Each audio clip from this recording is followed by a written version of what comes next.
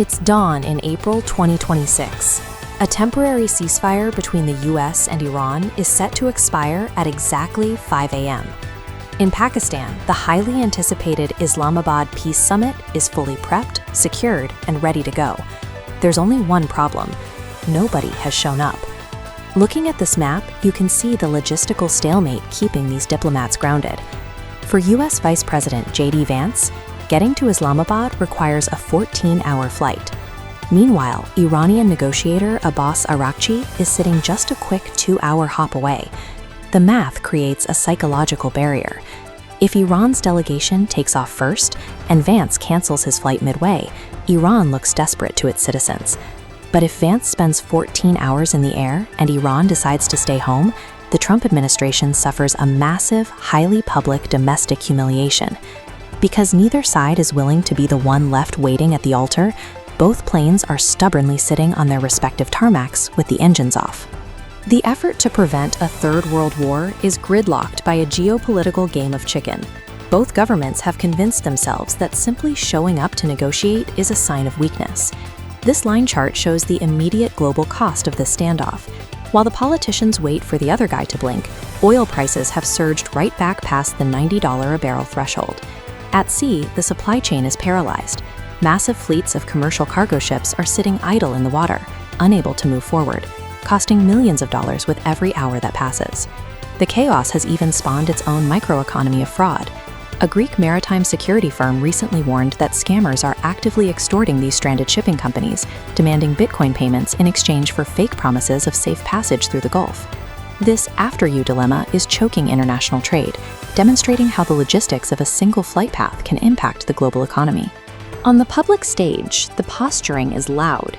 President Trump has tweeted threats against Iranian civilization while demanding the release of female prisoners. Concurrently, the US Navy is actively intercepting and seizing Iranian-linked oil tankers in the Asia-Pacific. Iran is matching that volume, publicly refusing to bow to American demands, and conspicuously deploying missile systems to signal they are ready for an immediate strike. But step backstage and the reality shifts. Behind closed doors, Pakistani diplomats are running a frantic 24/7 back-channel operation. They know that despite the shouting, both Washington and Tehran are looking for an off-ramp.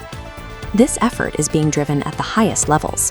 Pakistani Field Marshal Asim Munir spent 3 days in Tehran, speaking directly with top Iranian leadership to keep the talks from snapping. The public threats of total war serve as a smokescreen. They allow both nations to negotiate privately without appearing to have conceded anything to their domestic audiences. Which raises a question: why is the world's greatest superpower engaging in painstaking back-channel negotiations with a financially isolated nation instead of using its military to force a resolution? The answer comes down to a strategy called asymmetric dominance. Iran knows it cannot win a conventional head-to-head war against the United States. Instead, they focus entirely on controlling specific geopolitical pressure points. This is a satellite view of the Strait of Hormuz.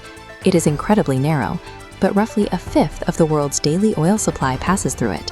By proving they can block this single geographic bottleneck, Iran holds the global energy market hostage.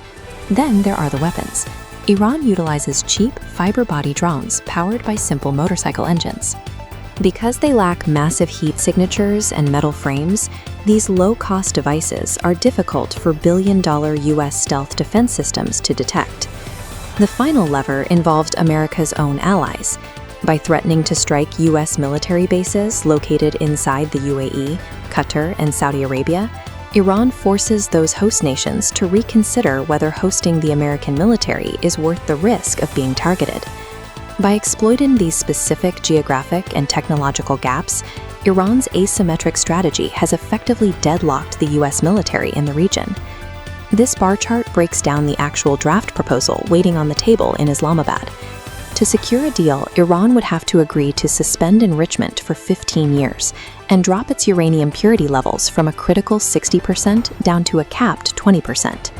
In exchange for those concessions, the US is offering to unfreeze $20 billion in Iranian assets, lift the naval blockade, and allow Iran to collect shipping tolls in the Strait of Hormuz. But there is an active spoiler trying to tear this deal apart. Israeli leadership has expressed hope that the Islamabad talks fail, allowing them to continue their military operations without the constraints of a US-mediated peace.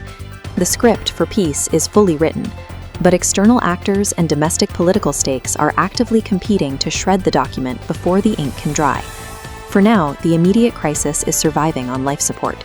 Hours before the deadline, Donald Trump fired off a tweet extending the ceasefire, keeping the negotiations in Islamabad viable for a few more days. Whether J.D. Vance and Abbas Araghchi eventually land in Pakistan, the standoff has highlighted the rising cost of a direct military confrontation for both sides.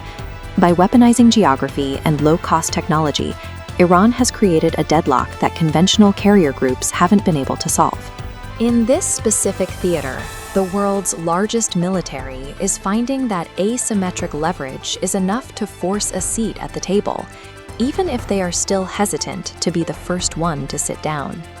If this report helped you, share your thoughts in the comments. Subscribe for verified updates, global news, and breaking stories. Share this video with others to keep them informed. We read your feedback and use it to improve future coverage. Thank you for watching. See you in the next news broadcast.